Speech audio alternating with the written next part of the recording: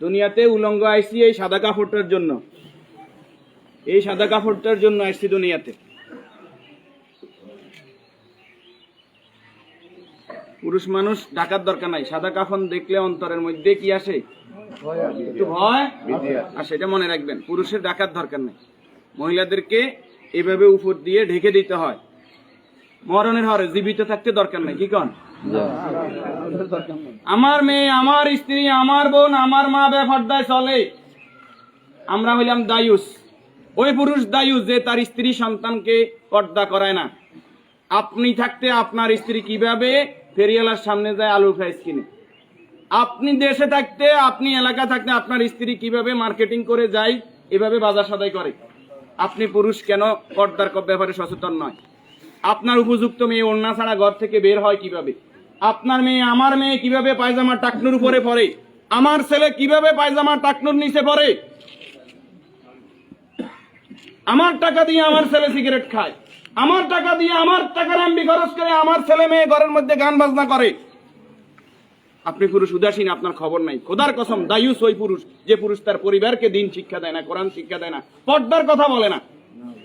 আর দায়ুস জাহান্নামে যাবে।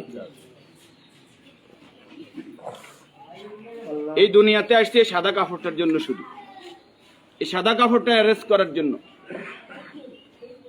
কিন্তু এই সাদা কাপড়টাও নিজের টাকায় কিনা হয় না, নিজের টাকায় কিনা হয় না। আত্মীয় স্বজন কেউ না কেউ, আমরা অনেক সময় শুনছি যে 3.5 হাতের মালিক ছাড়া আমি ন। আমি নিজে 8-10টা কবর এইভাবে দিছি যে উনি যে জায়গা দেখাই গেছে এই জায়গায় কবর দিন, আর জায়গা দিছি আমাদের বাড়িতে। কথা কি বুঝতে পারছেন?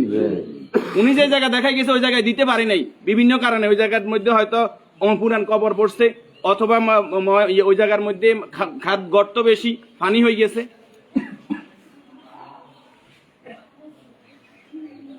তাহলে আমার শেষ জায়গাটাও আমার নির্দেশনা মতো হয় না, পরিবারে যারা আছে তাদের নির্দেশনা মতো হয়।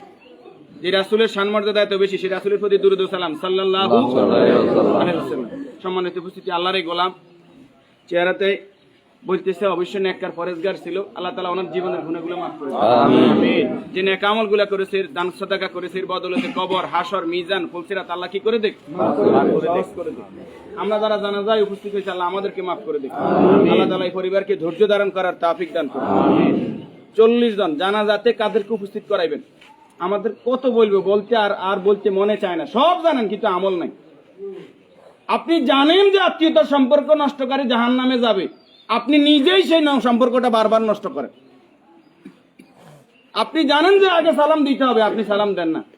আপনি জানেন যে নিজের জন্য যেটা ভালো মনে করি অপরের জন্য সেটা ভালো মনে না করলে আমি ইমানদার নয়।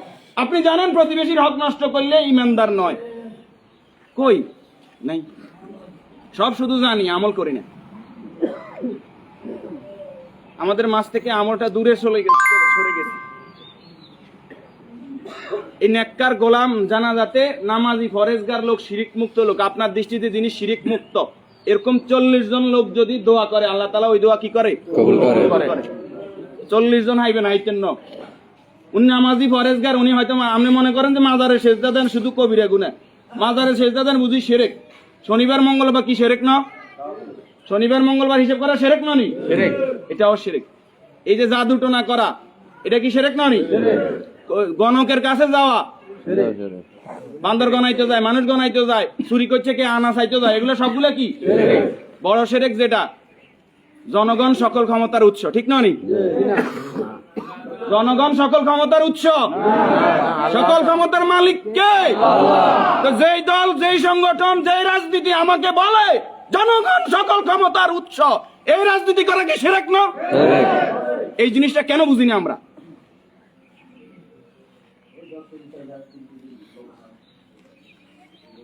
আপনি মুখে বললেন জনগণ সকল ক্ষমতার উৎস, অন্তরে আপনি বলবেন যে হ্যাঁ আল্লাহ সকল ক্ষমতার উৎস, এটা তো আল্লাহ মানে না। মুখে যেটা বলতে হবে অন্তরে এক থাকতে হবে।